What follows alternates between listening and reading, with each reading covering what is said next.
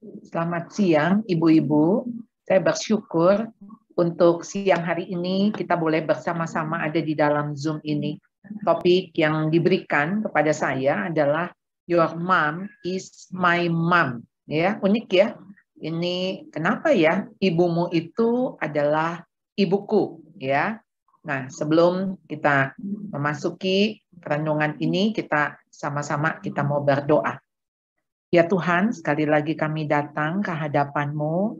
Kami adalah orang-orang yang Tuhan sudah tebus menjadi milik Tuhan, yang Tuhan sudah perbaharui kami. Kami bukan lagi manusia lama, tetapi kami manusia baru, yang kami juga diberikan Roh Kudus oleh Tuhan. Sehingga ketika kami melakukan peran-peran kami, sekalipun kami masih memiliki kedagingan, tapi kami bisa menang karena ada Roh Kudus bersama dengan kami. Tuntunlah Tuhan ketika Engkau memanggil kami di dalam peran-peran apapun selama kami di dunia ini, supaya peran itu Tuhan memuliakan Tuhan sesuai dengan apa yang menjadi rencana dan kehendak-Mu. Siang hari ini kami mau taruh pemberitaan firman-Mu juga ke dalam tangan-Mu. Berkuasalah atas hamba-Mu ini Tuhan, sehingga Engkau menguasai mulut bibir hamba-Mu, dan berkuasalah atas kami semua. Terima kasih, hanya dalam nama Tuhan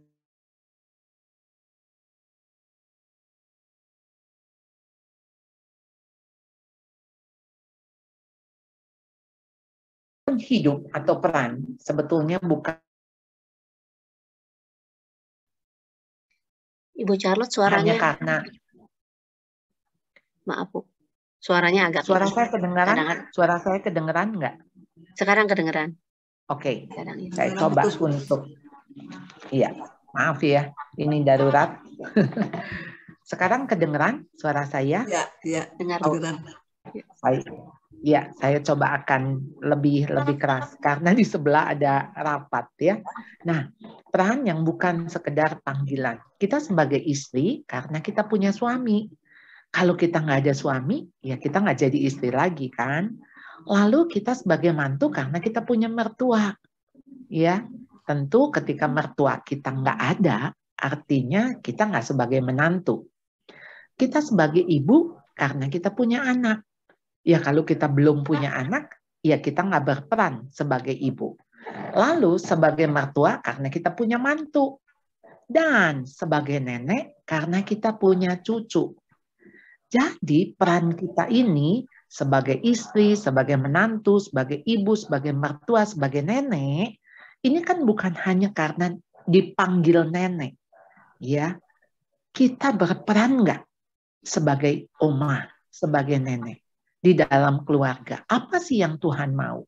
Nah, hari ini temanya adalah Your mom is my mom. Ibumu adalah ibuku. Tentu saja kaitannya di dalam sebagai hubungan mertua dan menantu. Saya mengajak saudara untuk membaca Rut pasal yang pertama, ayat yang pertama hingga ayat yang ke-17 ya. Rut pasal yang pertama, ayat yang pertama hingga ayat yang ke-17 saya akan membaca untuk saudara. Pada zaman para hakim memerintah, ada kelaparan di tanah Israel. Lalu pergilah seorang dari Bethlehem Yehuda beserta istrinya dan kedua anaknya laki-laki ke daerah Moab untuk menetap di sana sebagai orang asing. Nama orang itu ialah Elimelek, nama istrinya Naomi, dan nama kedua anaknya Mahlon dan Kilion. Semuanya orang-orang Efrata dari Bethlehem Yehuda. Dan setelah sampai ke daerah Moab, diamlah mereka di sana.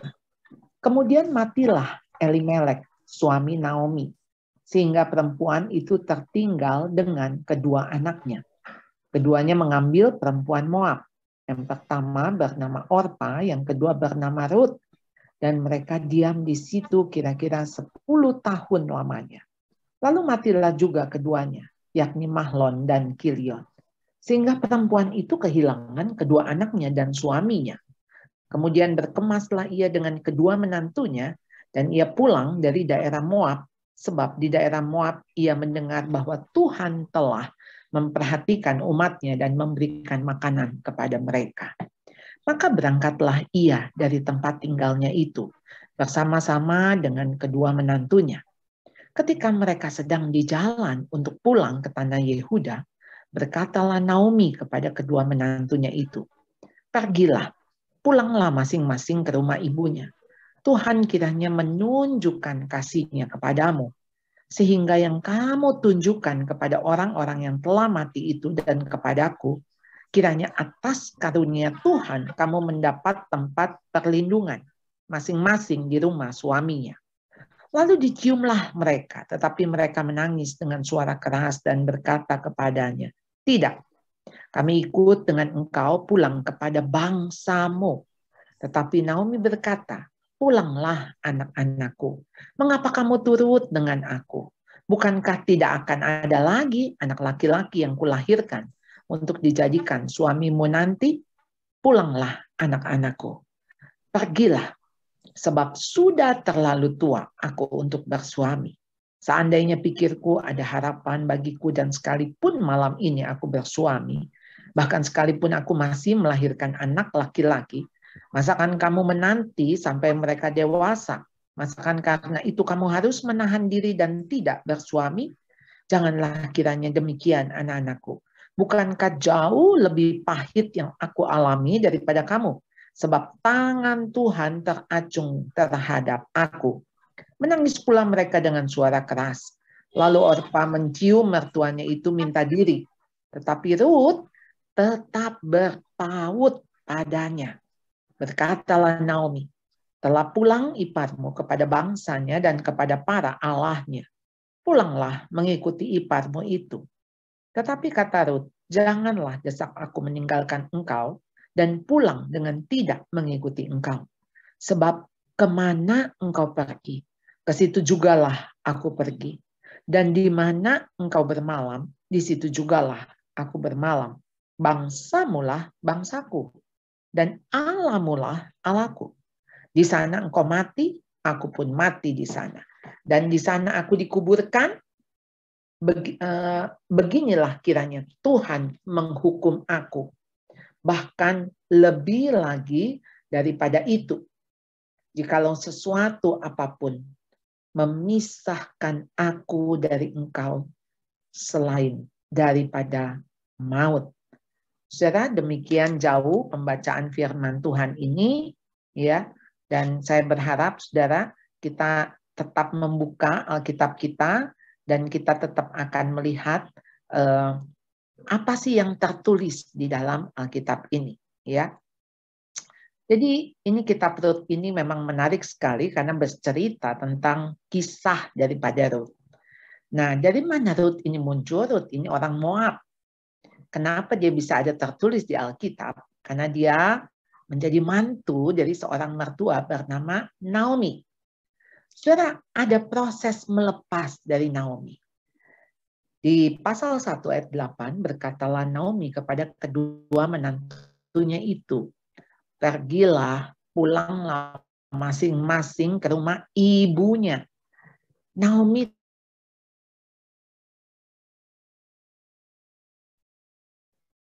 rumah kampung halamannya. Tuhan kiranya menunjukkan kasih-Nya kepadamu seperti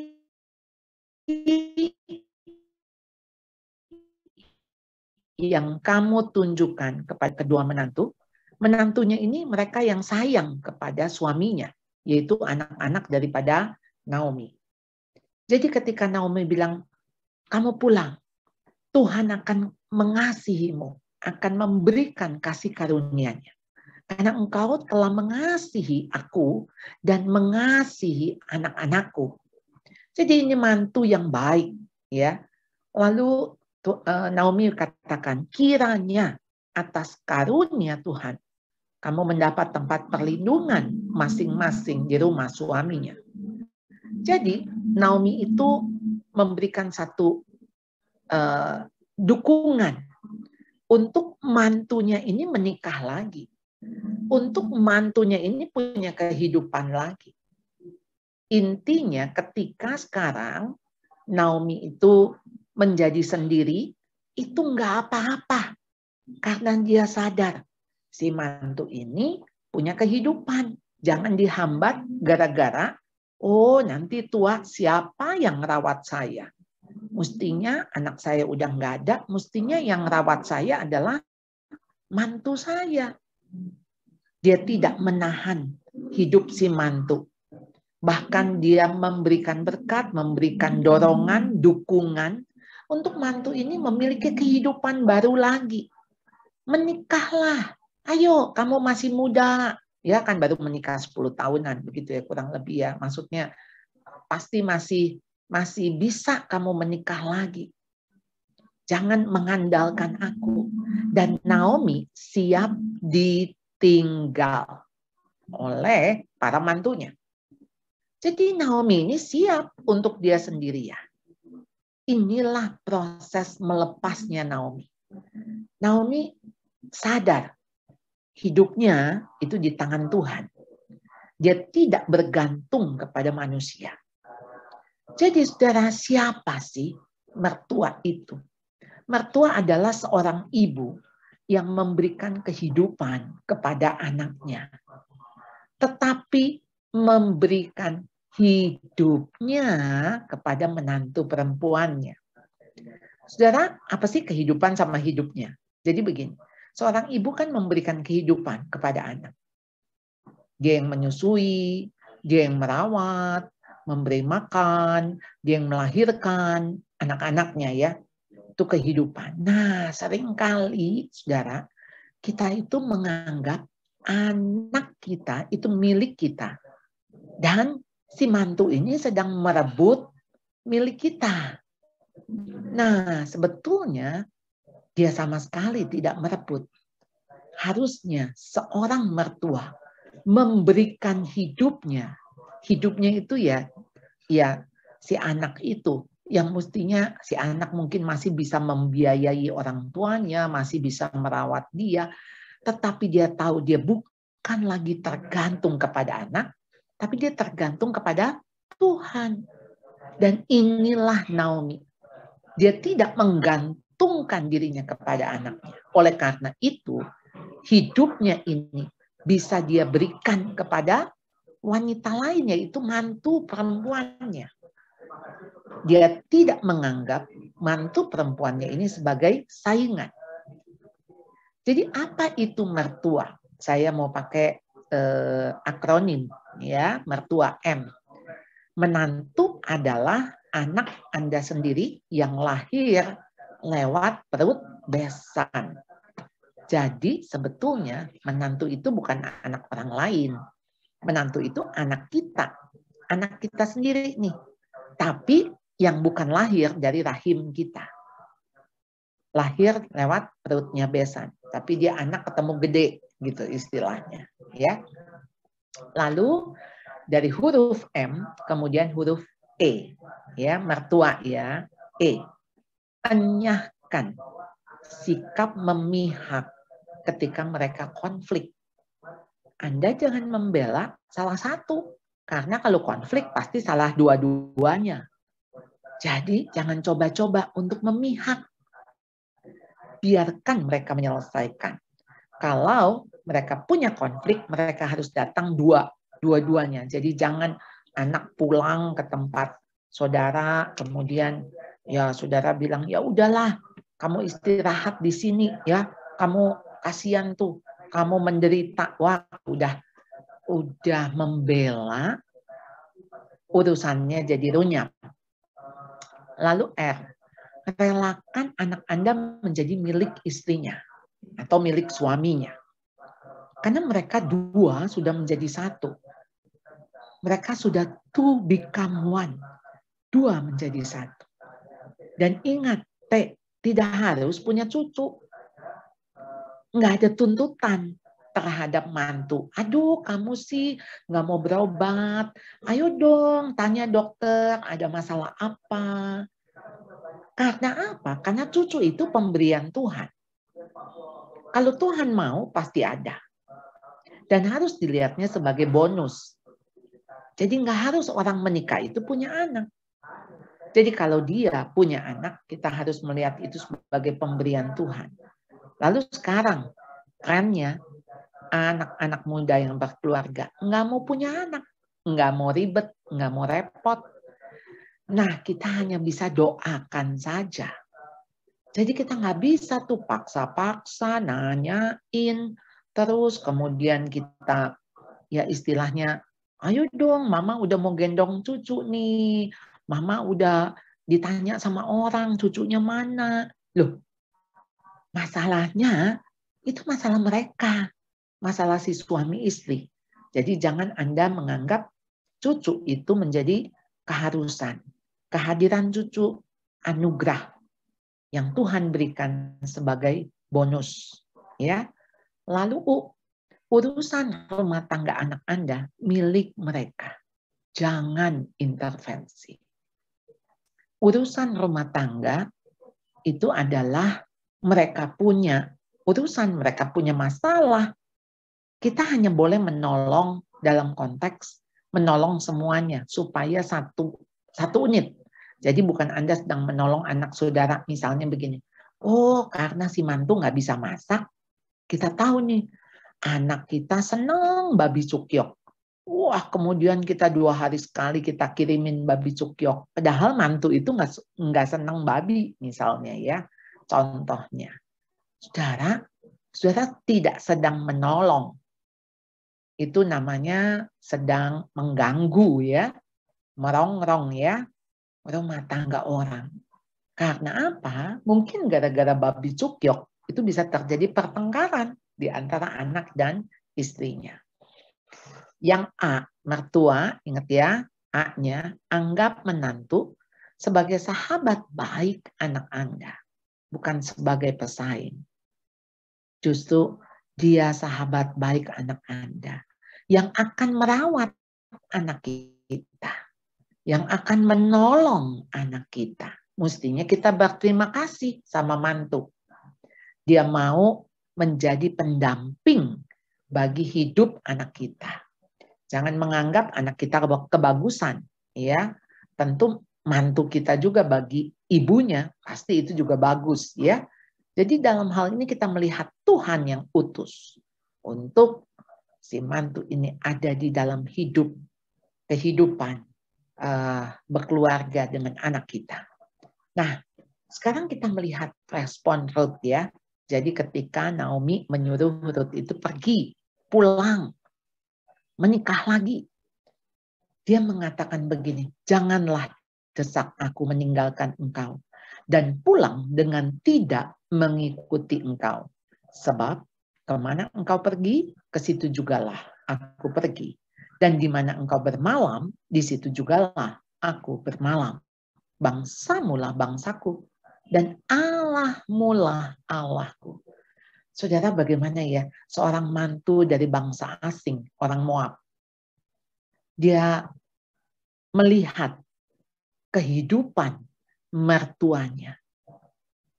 Dan mertua ini yang memiliki Allah yang berbeda dengan si mantu. Dan mantu ini rela melepaskan Allahnya dengan mengikuti Allah yang disembah oleh Ruth. Saudara, ini pasti karena dia melihat ada sesuatu yang sangat spesial di dalam diri Ruth. Di dalam diri Naomi. Jadi dia melihat teladan. Dia melihat bagaimana Naomi itu begitu mengasihi Tuhan. Dan dia rela untuk ikut. Rela, ya, bukan dipaksa, ya. Sampai dia katakan, di mana engkau mati, aku pun mati di sana. Dan di sanalah aku dikuburkan. Beginilah kiranya Tuhan menghukum aku, bahkan lebih lagi daripada itu, jikalau sesuatu apapun memisahkan aku dari engkau, selain daripada maut. Saudara, kalau lihat ayat ini, saudara ingat apa? Tentu ingat perkawinan, kan? Tidak ada yang bisa memisahkan kita kecuali maut. Karena apa yang sudah dipersatukan Allah tidak boleh diceraikan oleh manusia. Jadi yang dipersatukan Allah hanya boleh diceraikan oleh Allah. Dan ketika Allah menceraikan, artinya melalui maut. Nah, sekarang kita melihat bagaimana kalimat daripada Ruth itu sama ketika di dalam pernikahan, perkawinan. Nah, kita lihat dulu daripada akronim menantu ya. Kalau tadi kan mertua, menantu M. Mertua adalah orang tua pasangan kita yang juga jadi orang tua kita juga. Jadi nggak ada istilah setelah kita menikah, papamu, mamahmu, papaku, mamahku. Karena kita tahu di dalam budaya Asia, di dalam budaya Tionghoa, ini dua keluarga jadi satu. Jadi begitu kita dua menjadi satu, sesuai dengan Alkitab, Alkitabiah ya, dua menjadi satu, maka keseluruhan kepemilikan itu juga menjadi satu. Jadi kalau ini papa mama saya, itu juga papa mamahmu. Kalau ini keluarga saya, itu juga menjadi keluargamu. Jadi kepemilikan ini berbaur menjadi satu. Yang kalau tadi dikatakan berpaut, ya, jadi berpaut. Nah, saudara, E-nya apa? Enyahkan kecurigaan bahwa mereka akan mengambil milik Anda. Kembali, ketika kita punya mertua yang rela memberikan hidupnya, yang rela melepaskan anaknya. Jangan dicurigai. Oh, ini dia pasti lebih sayang anaknya. Wah, jangan-jangan mau diambil, ya bye-bye-in misalnya.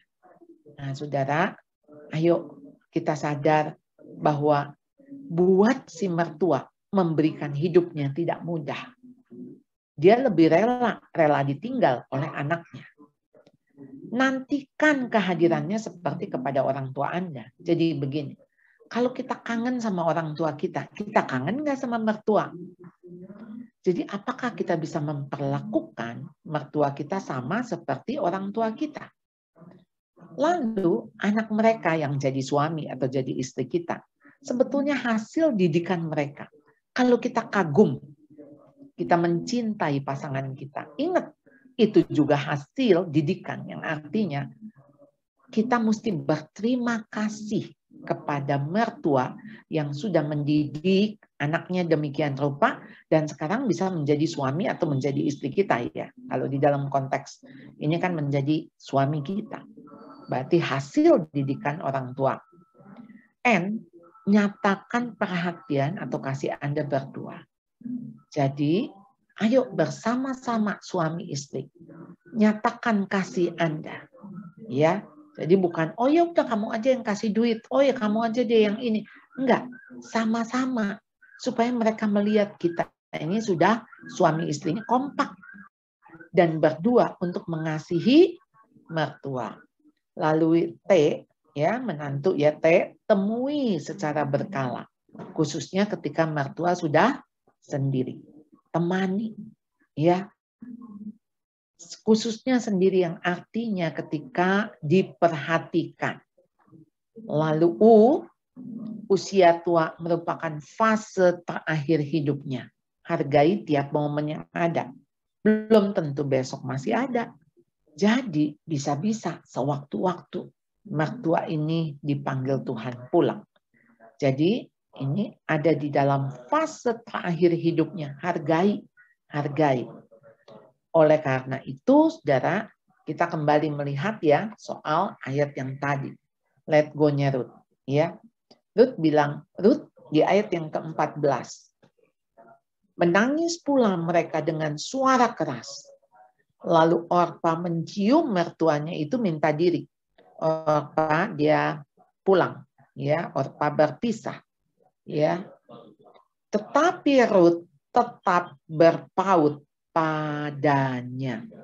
Saudara, kata berpaut padanya itu pakai kata dabak dari bahasa aslinya.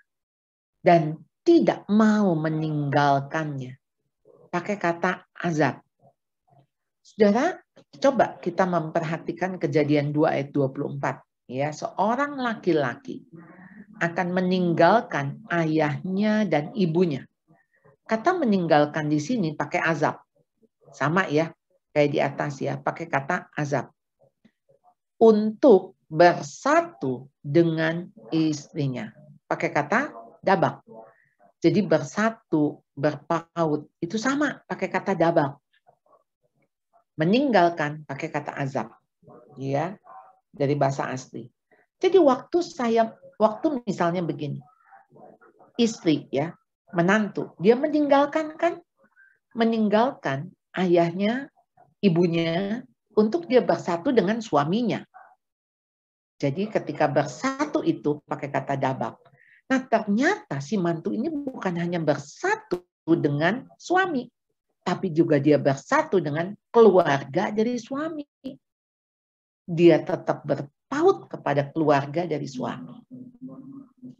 Jadi ketika dia tetap berpaut, dia tetap menyatu dengan suami dan keluarganya, artinya ada proses yang dia korbankan, yaitu dia meninggalkan ayahnya dan ibunya. Jadi bukan hanya laki-laki yang meninggalkan ayahnya dan ibunya untuk bersatu dengan istrinya, tetapi istri juga meninggalkan orang tuanya untuk bersatu dengan suaminya. Bahkan kalau kita di budaya Tionghoa, dia masuk ke dalam keluarga laki-laki. Ya, jadi bukan anak kita yang masuk ke dalam keluarga dia. Ini di dalam budaya Tionghoa tentunya ya. Jadi ketika ada di dalam budaya Tionghoa, kita melihat ya, ada budaya yang meninggalkan dan masuk. Nah, waktu masuk itu apakah kita menghargai? Kejadian 2 ayat 11, Boas menjawab. Ya, ini ketika Rut ketemu dengan Boas. Telah dikabarkan orang kepadaku dengan lengkap segala sesuatu yang engkau lakukan kepada mertuamu sesudah suamimu mati. Oh, rupanya ini ada kabar, ada berita bagaimana Rut memperlakukan mertua. Pasti karena mertua yang cerita. Ini karena ada Naomi yang cerita bagaimana kelakuan daripada Rut sesudah suaminya mati. Dan di sini dikatakan bagaimana engkau meninggalkan ibu, bapakmu, dan tanah kelahiranmu, serta pergi kepada suatu bangsa yang dahulu tidak engkau kenal. Saudara, di sini ya Boas memberikan apresiasi kepada Rut. Apresiasinya apa?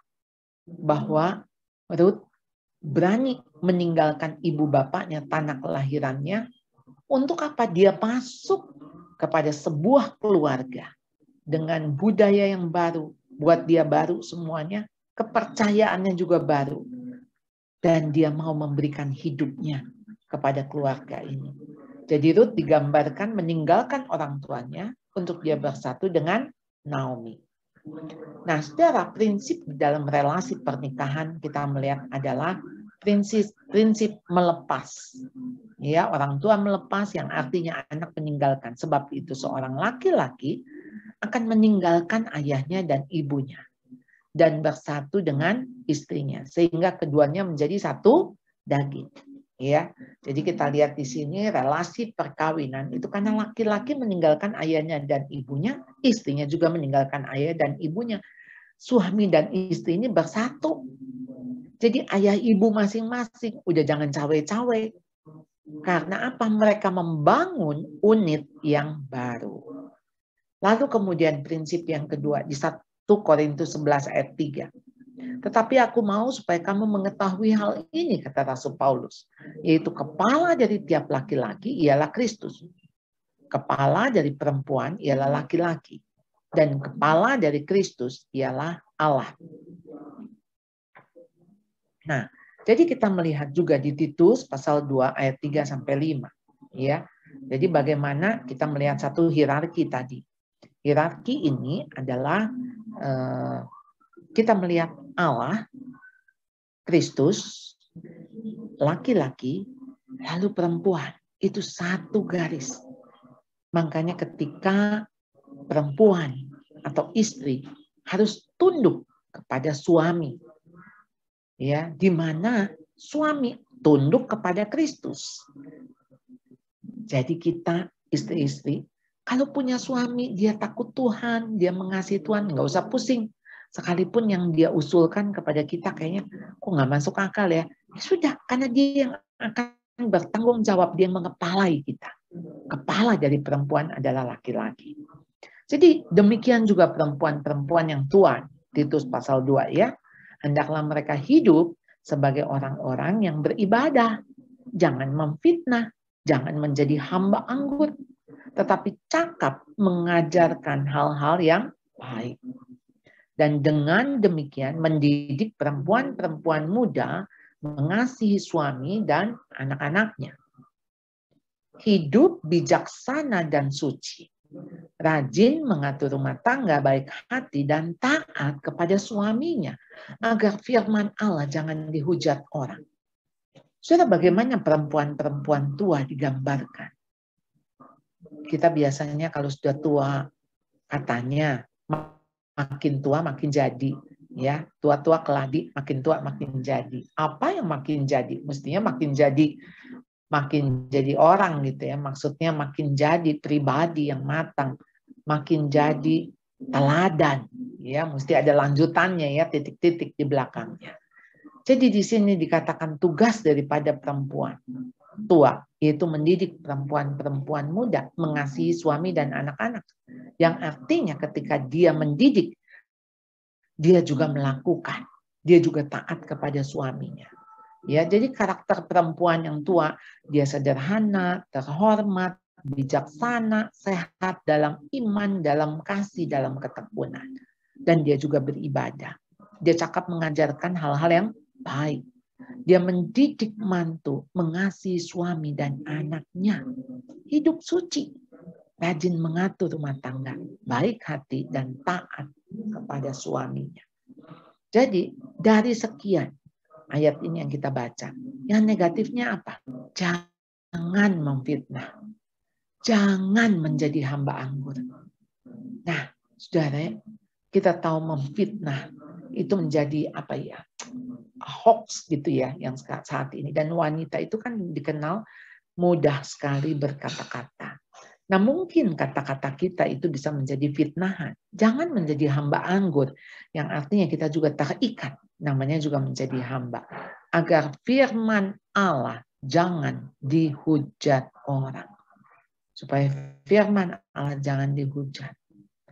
Jadi saudara, generasi ini ya, ini kan kalau kita baca nih generasi ya, ini sih tahunnya misalnya kayak contoh generasi Alpha itu dari baby boomers, Gen Y, ya mantu saya Gen Y, cucu saya Gen Alpha, ya. Nah di sini dikatakan apa untuk yang generasi muda? Janganlah engkau keras terhadap orang yang tua, melainkan tegurlah dia sebagai bapa. Tegurlah orang-orang muda sebagai saudaramu, perempuan-perempuan tua sebagai ibu, dan perempuan-perempuan muda sebagai adikmu dengan penuh kemurnian. Sebagai orang-orang yang sudah di Tuhan, ketika kita menghadapi generasi yang berbeda, generasi yang tua, jangan keras, sekalipun mungkin mereka kopoh ya, kopoh itu apa? Stubborn. Tegur dia seperti bapak, ya. Tegur orang-orang muda seperti saudara. Perempuan tua sebagai ibu, perempuan muda sebagai adikmu dengan penuh kemurnian. Dengan penuh ketulusan. Jadi generation gap ini adalah patience and courage of the young. Maksudnya generasi yang muda, yang mantu, yang jadi mantu. Bagaimana memiliki patience, memiliki keberanian dan patience. Cuman orang muda itu kan nggak punya pengalaman. Jadi nggak punya hikmat. Nggak punya bijaksana. Nah, kalau ini dipadu padankan, akan sangat-sangat saling mendukung. Yang muda punya passion, semangat, punya keberanian, ya termasuk nekat. Nah, buat yang orang tua, dia punya nasihat, dia punya bijaksana yang bisa berikan kepada anak-anak muda bagaimana melewati hidup. Karena dia mengalami experience itu. Nggak bisa dilawan ya, karena memang secara umur atau lebih tua dia pasti punya pengalaman lebih banyak. Jadi apakah yang Anda lepaskan ketika menjadi menantu atau mertua? Jadi menantu kita juga ngelepasin gitu kan. Tadi ayatnya kita sudah baca ya. Jadi bagaimana melepaskan untuk dia bisa masuk ke dalam kehidupan suami dan mertuanya. Tapi waktu Anda jadi mertua juga pasti Anda lepaskan. Ego Anda lepaskan, kebiasaan-kebiasaan lepaskan, dan terutama Anda melepaskan anak saudara untuk hidup bersama dengan menantu Anda. Jadi apakah menantu atau mertua Anda dapat merasakan kasih Tuhan? Dapat merasakan kasih Tuhan melalui hidup kita. Mau kita sebagai mantu, berarti kita mertua kita ya, dia bisa nggak ngerasain tuh kita mantu yang mengasihi mertua. Atau kita sebagai mertua, mantu kita bisa mengalami nggak? Bisa merasakan nggak kasih Tuhan? Ini menjadi tantangan, ini menjadi bahan refleksi kita. Apakah menantu mertua dia dapat merasakan kasih Tuhan melalui kita? Sehingga dia bilang, saya mau mengasihi Allahmu tuh Allahku, aku mau ikut. Nah saudara, biarlah dimanapun kita berada, kita peka. Tuhan mau pakai kita apa? Jadi bukan semata-mata, oh kamu kan dapat saya, ya kebagusan lah gitu. Nah udah, kalau seperti itu yang ada pasti persaingan. Ya, sampai di sini saya rindu kita semua akan berbincang-bincang, akan tanya jawab. Silakan.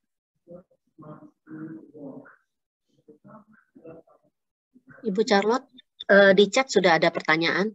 Apa boleh dibacakan dulu, Bu? Saya bantu bacakan atau gimana? Iya, saya nggak bisa baca. Nggak ada di chatnya saya. Iya. Saya bantu bacakan ya, Bu. Oke, sebentar.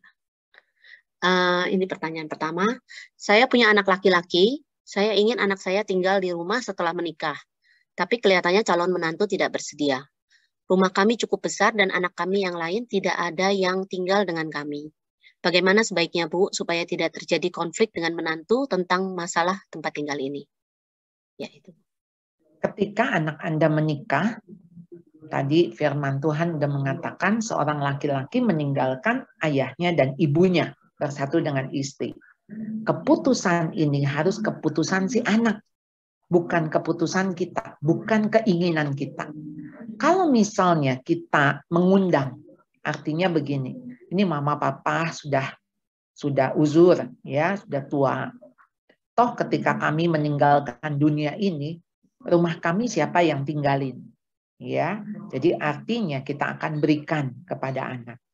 Tetapi waktu Anda memberikan itu untuk anak tinggalin, apakah Anda rela memberikan kepemimpinan di rumah itu adalah si anak laki? Kalau kita nggak rela, sebaiknya jangan. Nggak mungkin ada dua kepala di dalam rumah. Dan si anak itu sudah menikah dan dia memang harus jadi kepala keluarga. Jadi dia enggak, istilahnya apa ya, maksudnya numpang atau ya dia nggak berperan sebagai kepala keluarga. Enaklah listrik dibayarin, ada pembantu, ada masakan tiap hari. Wah, itu mah dia nggak belajar berkeluarga. Jadi menurut saya, kalau ibu nggak bersedia untuk kepemimpinan di rumah itu diserahkan kepada anak laki-laki, ya udah suruh dia keluar. Nanti satu hari ketika kita mungkin udah sendiri, ya atau kita sendiri udah nggak mampu menjadi kepala di dalam rumah tangga, ya udah kasih dia yang ngatur.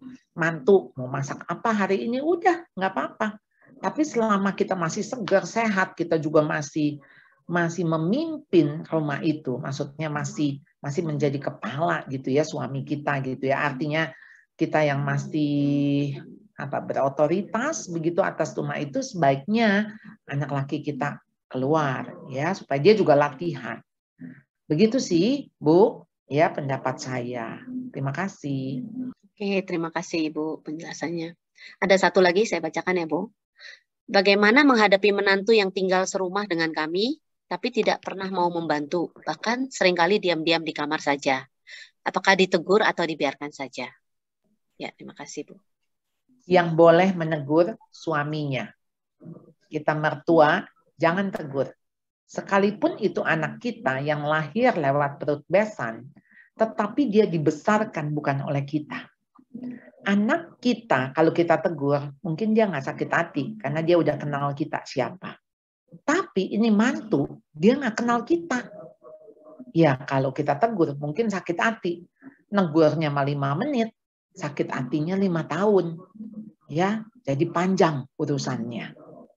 Jadi kalau kita rasa misalnya, ini mantu baru bangun jam 12 siang, habis itu anak nggak diurus, udah gitu dia nonton drakor, drama Korea sampai pagi, sampai jam 4 pagi. Intinya hidupnya berantakan. Nah yang boleh menegur hanya suaminya. Jadi makanya sih sebetulnya tadi itu ya, ketika seorang laki-laki meninggalkan ayah ibu, dia bersatu dengan istri, ya udah jadi urusan dia tuh. Dia mau bangun jam 12, mau nggak ada makanan, mau bagaimana supaya mereka latihan. Latihan, kasih kesempatan mereka latihan, ya. Next. Baik, Ibu. Silakan ibu-ibu di sini. Kalau yang mau bertanya boleh disampaikan langsung.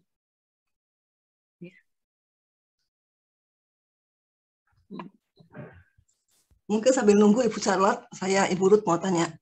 Kalau tadi suruh latihan ini memang benar sih, supaya dipisahkan, dia pindah ke tempat lain. Tapi kalau memang sudut ekonominya memang tidak memungkinkan, berarti dia kan mau tidak mau harus masih ikut dengan kita sebagai mamanya. Sedangkan kita melihat hal seperti itu, rasanya nggak cocok. Nggak cocok karena ya terus ngelihat tiap hari, tetapi mau diusir dia nggak ada uangnya. Istilahnya ekonominya masih sulit. Nah, itu bagaimana ya kalau seperti demikian? Atau yang pernah saya lihat juga di depan kita, di depan mamanya itu menantunya itu nggak tahu diri. Jadi dia juga marah-marahin anak kita, anak laki kita, diomel-omelin kayak dihina-hina gitu.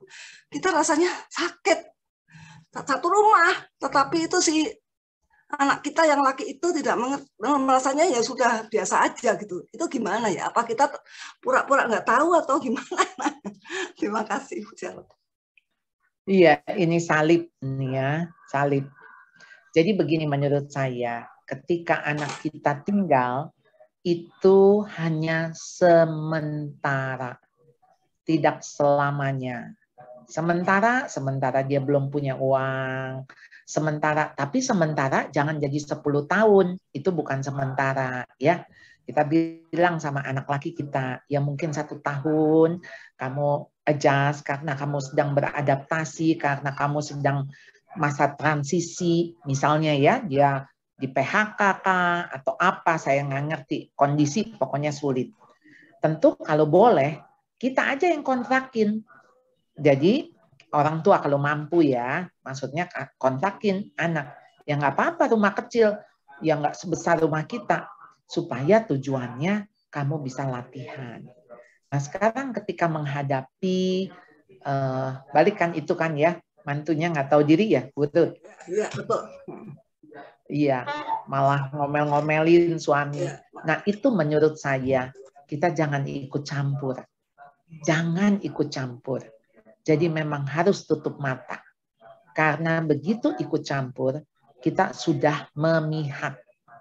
Dari mana kita tahu dia bentak-bentak suami, lalu suaminya bentak-bentak istri nggak? Mungkin bentak-bentak di depan kita. Jadi maksudnya jangan membela. Nah apapun itu sebetulnya kan si istri pilihan dari suami kan? Ya dong, kamu yang memilih, gitu. Kamu yang memutuskan untuk menikah dengan dia. Ya kamulah sekarang yang merubah dia, atau maksudnya kamu mengambil hatinya, kamu berupaya untuk kamu memenangkan hati istrimu. Begitu, Bu Ruth. Ya, oke. Thank you, Bu Charlotte. Silakan yang lain, ini pasti banyak pertanyaan ini. Terima kasih. Anita, silakan Anita. Ya, ibu-ibu yang lain. Oke, saya juga mau bertanya ya Bu. Satu. Kalau misalnya suami kita, ya kebetulan bukan suami saya sih ya. Jadi ada teman gitu yang suaminya anak tunggal. Jadi orang tuanya juga mamanya sudah tinggal sendiri, udah nggak ada papanya. Jadi akhirnya suaminya itu harus tinggal bersama-sama dengan mamanya ya. Jadi berarti teman saya itu tinggal bersama dengan mertuanya. Nah kalau yang tadi kan itu menantunya yang kelihatannya nggak ini ya, maksudnya nggak tahu diri. Nah kalau ini mertuanya mungkin yang sangat dominan, sangat keras gitu ya Bu, sehingga membuat menantunya juga tertekan. Apakah bijaksana gitu kalau sang istri ini mengajak suaminya untuk pisah rumah, padahal mamanya juga sendiri gitu, anaknya anak tunggal gitu Bu. Gimana tuh? Iya, ketika mamahnya ini dominan, berarti kan mamah ini dia masih menguasai rumah itu kan, artinya dia jadi kepala kan, betul nggak? Jadi kepala atas rumah tangga itu. Nah, berarti kan suaminya nggak bisa berperan sebagai kepala. Iya, karena masih rumah mamanya jadi, juga. Jadi kasih tahu ke suaminya, kamu nggak bisa berperan menjadi kepala rumah tangga.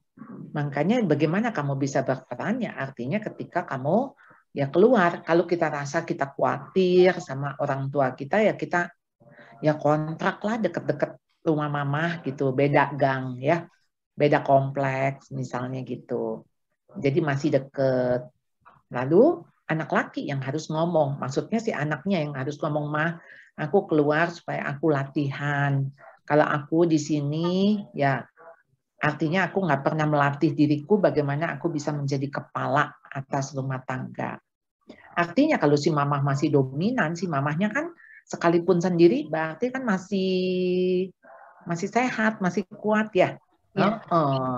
Iya, ya nggak apa-apa sendirian. Kita tuh harus sadar, kita ini kalau udah tua, kita kembali sendiri. Iya, kembali sendiri. Kan dulu kita sendiri, lalu menikah nih sama suami. Habis itu kita punya anak. Kan jadi tadinya sendiri, jadi berdua. Tadinya berdua, sekarang berlima. Tadinya berlima, habis itu punya mantu, punya cucu. Nah, itu tuh jangan digambarkan bahwa itu milik saya, bukan extended ini. Maksudnya keluarga ini ketika dia makin berkembang, ya kita akan balik lagi, kita akan sendiri kok. Tapi kan kita nggak sendirian, kita bersama dengan Tuhan. Ya. Oke, Bu Anita. Oke, thank you Ibu. Ya, ini ada pertanyaan lagi di chat, Bu. Anak laki kalau dikontrakin rumah merasa diusir orang tua karena merasa tidak mampu beli rumah sendiri. Ya, itu ada satu.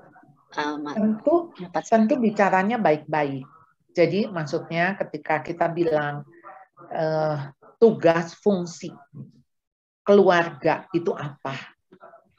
Ketika sekarang kamu ada di sini, kamu justru nggak berfungsi. Mama salah, papa salah kalau kamu nggak berfungsi. Jadi kembaliin kepada peran, kepada fungsi yang Tuhan mau. Nah, jadi ini bukan ini menolong kamu untuk kamu jadi berfungsi. Nah, mesti dijelasinnya begitu. Jadi sudut pandang yang mesti diberesin ya. Gitu kan? Ya memang rumahnya lebih kecil mungkin. Ya memang kalau enggak kan dia nggak bakal survive. Kalau enggak kan dia ya enak-enak aja. Ini rumah kamarnya 5. Nanti juga kalau mama papa nggak ada mah jatuhnya ke saya juga. Apa nggak lama-lama dia nyumpain kita cepat-cepat pulang gitu ya? Maksudnya supaya cepat-cepat jadi miliknya gitu kan? Ini yang juga kita salah didik. Maksud saya jadi itu kesalahan kita loh. Kalau sampai anak punya pikiran seperti itu gitu. Jadi artinya kan kita tidak mendidik dia, mengajar dia bagaimana yang seharusnya. Ya, terima kasih Bu. Ini ada lagi pertanyaan. Saya pernah menegur adik ipar saya karena ipar saya galak sekali terhadap suaminya yang notabene adik saya. Dan terhadap mama saya juga galak sekali. Sedangkan adik saya tidak bisa menegur istrinya. Mereka tinggal bersama mama saya di rumah mama saya. Apakah boleh saya sebagai ipar menegur? Gitu Bu, pertanyaannya. Iya, Saya sih tetap tidak setuju untuk kita istilahnya langsung menegur. Karena kita nggak berkaitan. Jadi sebaiknya kita ajak bicara adik kita nih. Dia yang harus, maksudnya gini, ketika dia nggak berani, kenapa? Apa dia punya salah misalnya sama istrinya? Kan kita nggak tahu ya. Misalnya adik kita ternyata pernah selingkuh, ya udah dah istrinya marah-marah melulu, istrinya ngamuk gitu ya. Mungkin ada sesuatu. Jadi kita mesti ajak ngomong. Kita tanya kenapa? Kok ngelihat ke kamu juga kayaknya kurang ajar, ke mamah juga kurang ajar. Ada apa? Istrimu mengalami apa? Gitu.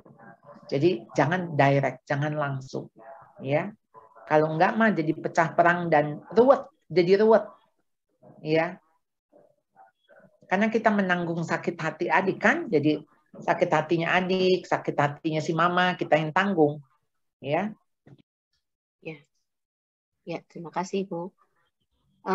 Ayo teman-teman, kalau yang mau bertanya nih, biasanya Ibu Charlotte susah loh dicari. Ya, mumpung ada waktu, mumpung ada di sini loh. Ayo, nanti kesempatan nggak selalu ada. Ya, itu siapa itu? Silakan. Meyung. Oh, ya. Cimeyung, silakan. Sampaikan langsung, Cik. Kok hilang? Cimeyung suaranya belum dibuka. Enggak, Bu. Aku kan, Bu. Ya. Oh, ayo. Silakan tanya, Meyung. Enggak, malu, Bu. Oh, nggak apa-apa. Ini menanggung anak sendiri. Nggak Ibu apa-apa. ya, aku mau tanya ya. Kalau anak sendiri yang nyeleweng begitu dari istrinya, mana tuh kasihnya rumah tangga dia berdua tuh? Aku juga. Ya kita cuman bisa, intinya gini, kita cuman bisa menegur tentu anak kita kan. Anak kita yang kagak beres kan. Ya, ya kita tegur. Ya, lalu ya kita kalau bisa menghibur mantu kita, ya, kita hibur dia. Jadi jangan disalahin, jangan ini suami kamu bisa terlalu sakit hati katanya sama anak saya. Dia bilang gitu. Padahal betul. Tapi iya, maksudnya si mantu ini kan jadi sakit hati dong sama suaminya kan, karena suaminya tidak setia, suaminya mengkhianati.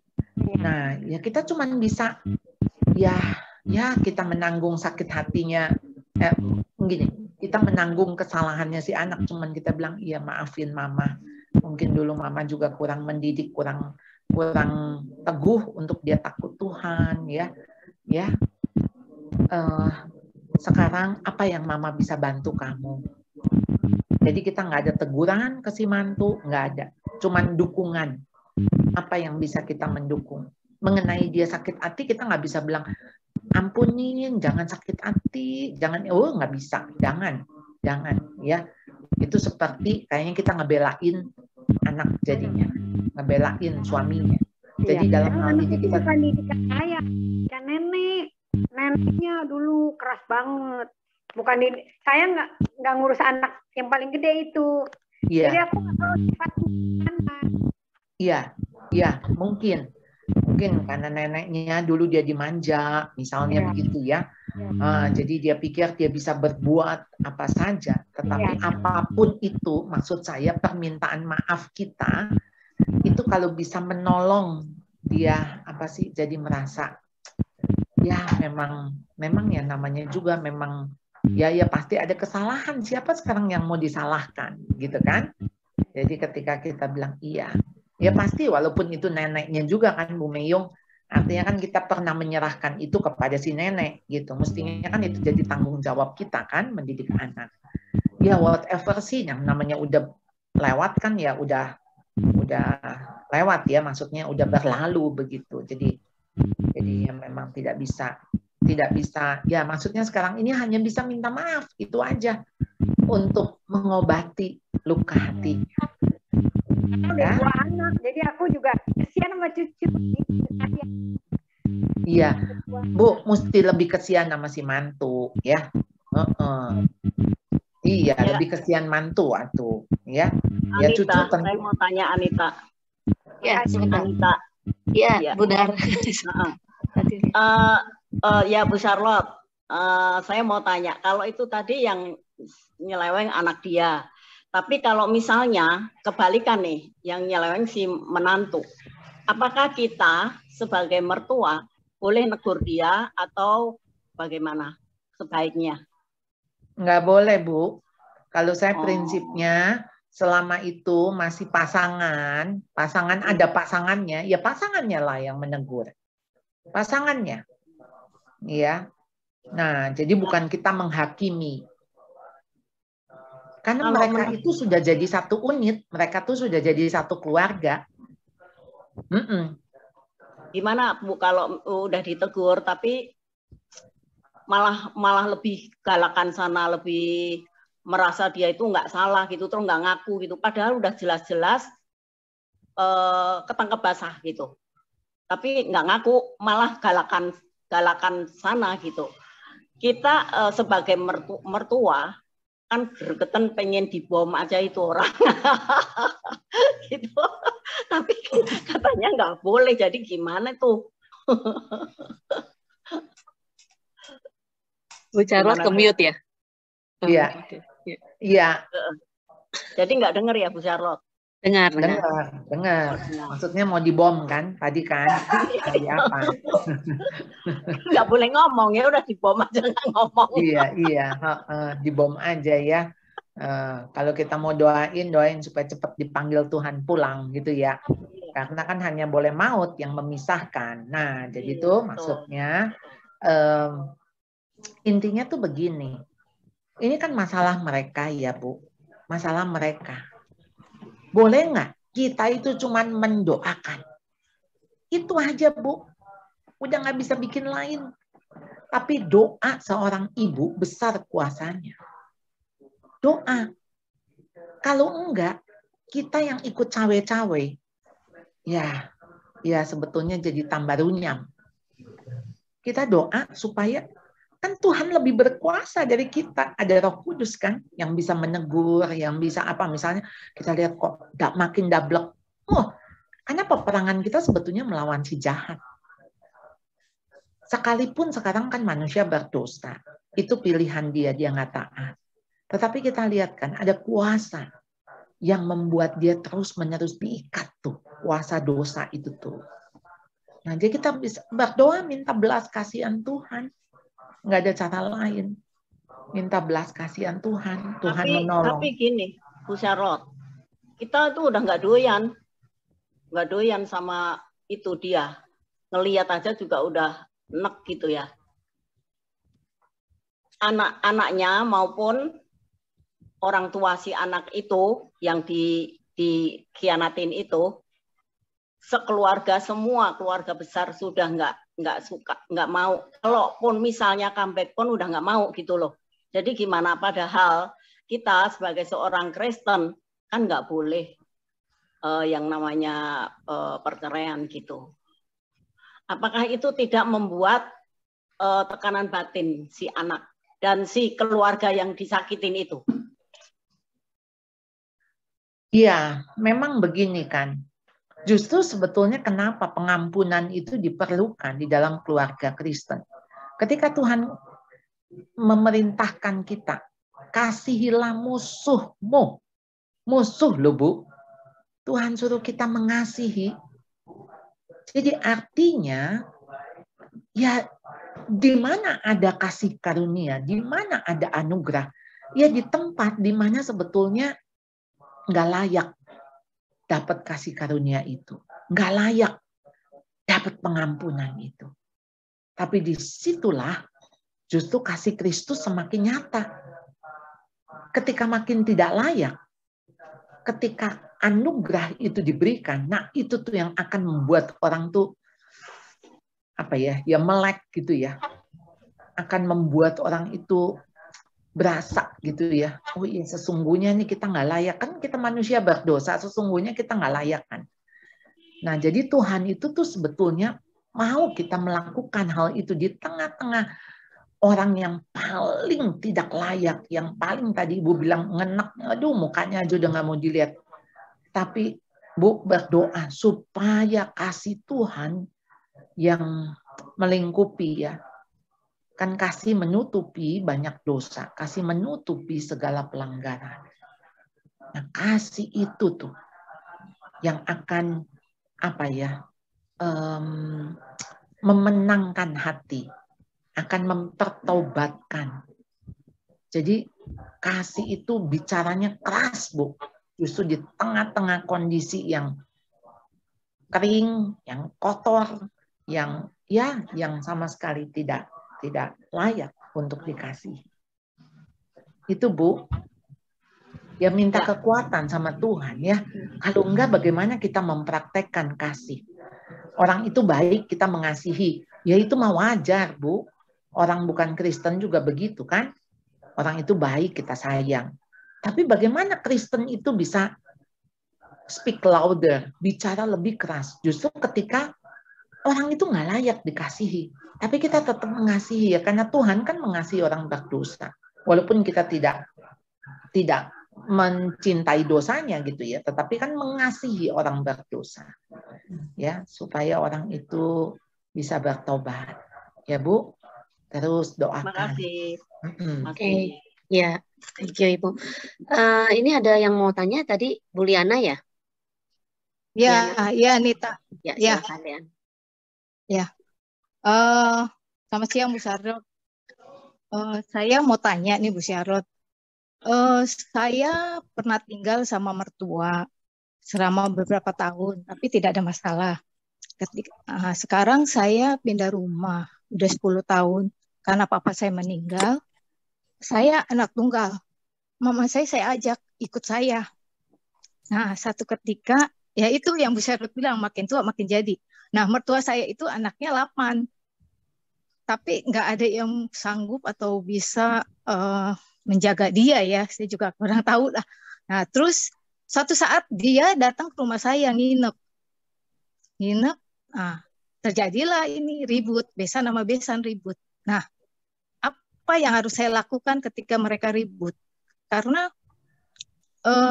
apakah harus kita diemin itu nenek-nenek berdua ribut atau kita pisahkan? Nah, sebenarnya sih saya kemarin udah pisahkan.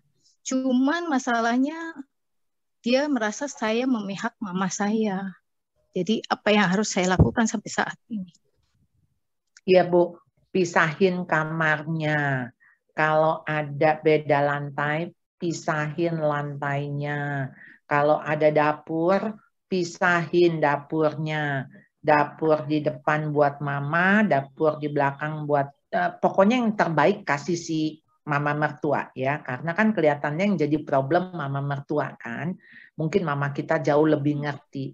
Udah lama ngalah mah gitu ya. Ya dia mungkin frustasi, punya anak 8, nggak ada satupun yang sanggup. Mama kan punya aku sendirian ya. Mah, aku kan ya kita mending namai sisa berapa tahun sih hidup kita gitu kan. Kita nggak tua-tua kita cari musuh gitu ya. Jangan-jangan besok kita dipanggil Tuhan pulang, tapi kita masih punya dendam gitu. Kita lebih bisa ngomong ke orang tua kita kan, daripada ke si mertua kan. Betul nggak, Bu? Ya, nah, betul. Jadi kita minta tuh mama kita yang istilahnya nih, kalau ini kamar, ya udah si mertua dulu aja pilih kamar. Nanti kamar yang sisanya buat si mama gitu. Nah, kejadian begini nggak boleh terus-terusan, nggak boleh lama. Jadi mesti segera. Jadi misalnya cuma boleh barengan seminggu, 2 minggu atau paling lama sebulan gitu loh Bu. Karena memang nggak bisa dipersatukan. Kalau kamar sih memang saya udah pisahkan, Charlotte. Masalahnya ini dia mau tempatin kamar mama saya. Mama saya kan lututnya sakit, jadi nggak bisa ke atas. Karena kamar bawah tuh cuma 1.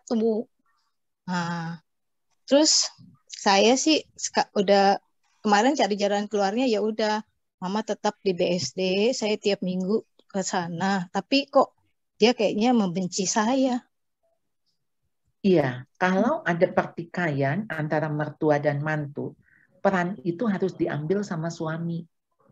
Jadi mesti suami ibu yang bicara sama mamahnya. Karena kalau enggak, jadi dia ngelihat kita kan tetap jadi kayak pihak yang melawan dia gitu loh. Pihak yang melawan. Nah, ini nih memang orang seperti ini kasihan sekali. Ya, bayangin punya 8 anak nggak ada satupun yang mau sama dia, gitu kan? Dia sendiri tahu dia ini sifatnya kurang baik. Ya, walaupun dia nggak mau mengakui, walaupun dia nggak mau minta maaf, walaupun dia merasa dirinya benar, tetapi saya yakin di hati kecilnya dia tahu kok dia itu nggak beres, ya. Tapi dia nggak berdaya. Mungkin kalau saya lihat punya kepahitan, pastilah ya punya kepahitan, entah sama suami, entah sama mertuanya dulu, entah sama orang tuanya, dan sekarang kepahitan sama anak-anaknya yang udah pasti ya. Nggak ada anak yang mau take care dia, udah pasti. Nah, orang yang pahit, bisa dibayangkan ya pasti pahit lah. Mulutnya juga pasti pahit, hatinya juga pahit, udah semuanya pahit. Jadi kita tuh mesti menaruh belas kasihan sama orang begini. Boro-boro dia bahagia, boro-boro dia hidup senang. Yang ada mah, Tuhan kenapa saya begini? Aduh, ini anak nggak ada satupun yang uhau. Ini anaknya pada begini semua, bla bla bla bla bla. Isinya juga cuman keluhan. Ya udah, Bu, anggap orang sakit. Ya, orang sakit kan isinya keluhan. Boro-boro bisa menghibur orang lain. Boro-boro bisa menolong. Namanya juga orang sakit ya. Ya udah, kita juga nggak tahu bisa hidup dia berapa lama ya. Kita cuma pikir jangan-jangan ini hari terakhir. Besok begitu lagi, jangan-jangan ini hari terakhir. Nggak taunya udah bisa 10 tahun tuh begitu tuh kan. Ya, benar. Jadi saya kadang-kadang ya itu saya mikir dia aduh berapa lama sih dia masih itu, jadi kita harus baikin dia, bawa dia makan apa. Kadang-kadang saya karena berpikir sisa hidup dia sisa berapa lama, kalau bisa ya kita mengurus dan membahagiakan dia. Saya pikir juga begitu, tapi ya itu dia sama saya kadang-kadang gimana gitu. Nah, kalau dia sama Bu Liana, maksudnya dia jadi apa? Marah-marah atau dia komplain atau dia apa? Boleh nggak sih Bu masuk kuping kiri keluarnya kuping kanan? Jangan disimpan dalam hati karena memang dia mah pahit. Nggak usah sama ibu, sama yang lain juga begitu gitu.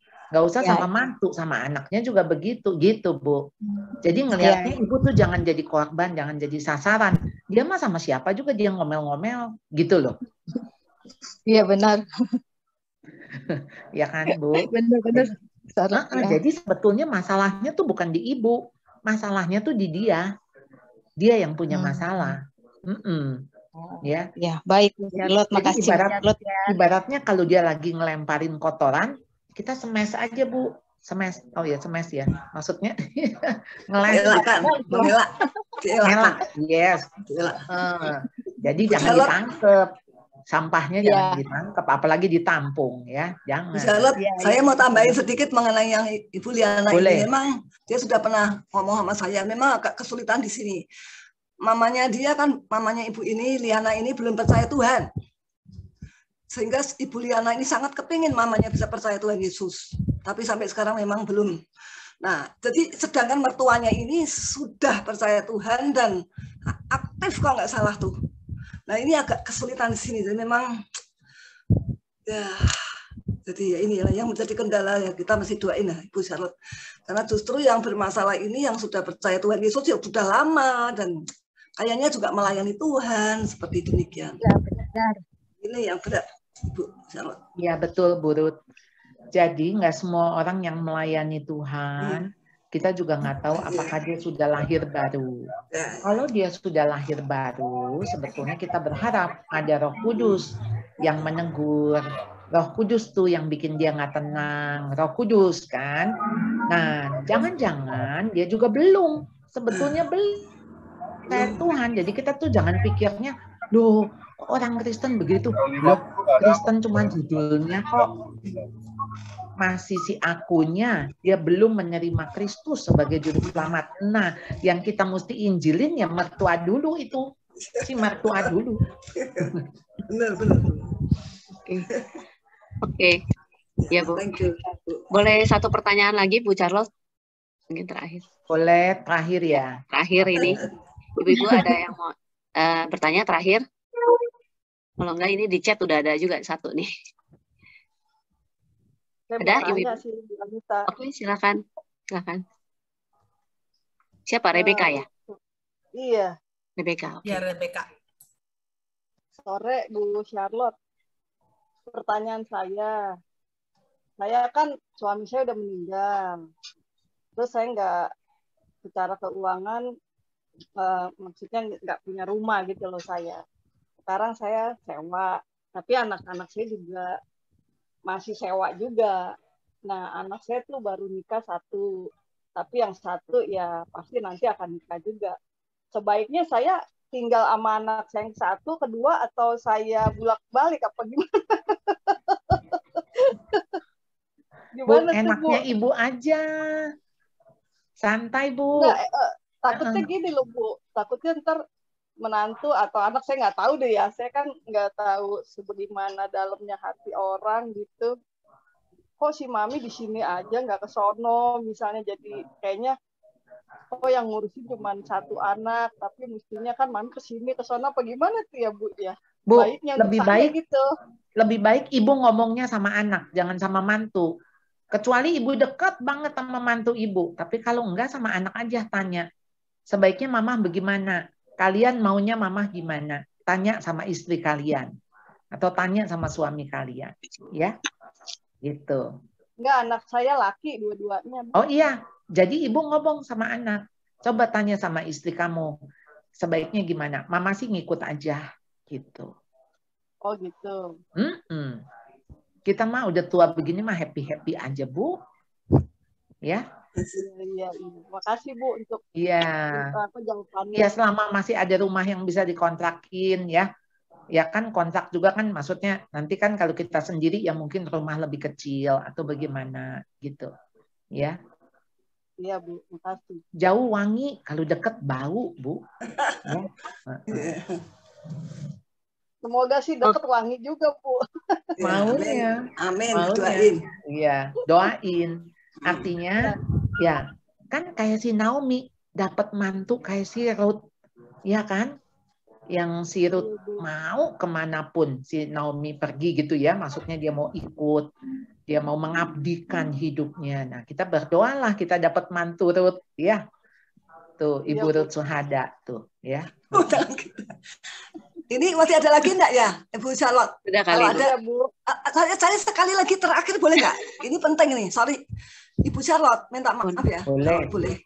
Ini kalau kita ternyata menikah sama orang yang memang laki ini ya, kita kan perempuan laki. Tadinya kita nggak ngerti atau gimana ceritanya sudah terlanjur merit. Ternyata si laki ini, si suami kita ini memang anak mama.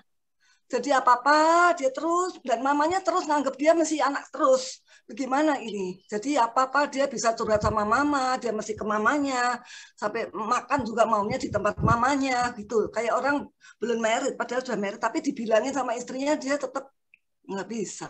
Jadi kira-kira gimana kalau menghadapi orang kayak gini? Makasih. Iya. Tapi lebih sulit ngomong sama mamanya menurut saya. Iya. Daripada kita ngomong sama suami. Suami aja nggak ngedenger.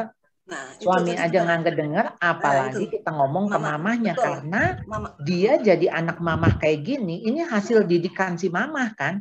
Ya.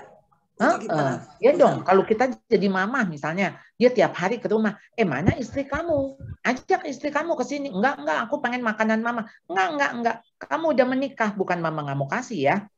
Hargai istrimu, makan makanan istrimu, pulang. Ya. Nah, itu kalau mamanya sudah sadar itu bagus, tapi kan justru mamanya maunya anaknya terus sama dia, jadi mantunya nggak dianggap. Nah, ini gimana? Jadi kalau si mantu langsung ngomong ke si mama, perang dunia kelima, Bu Ruth. Ya betul. Jadi gimana?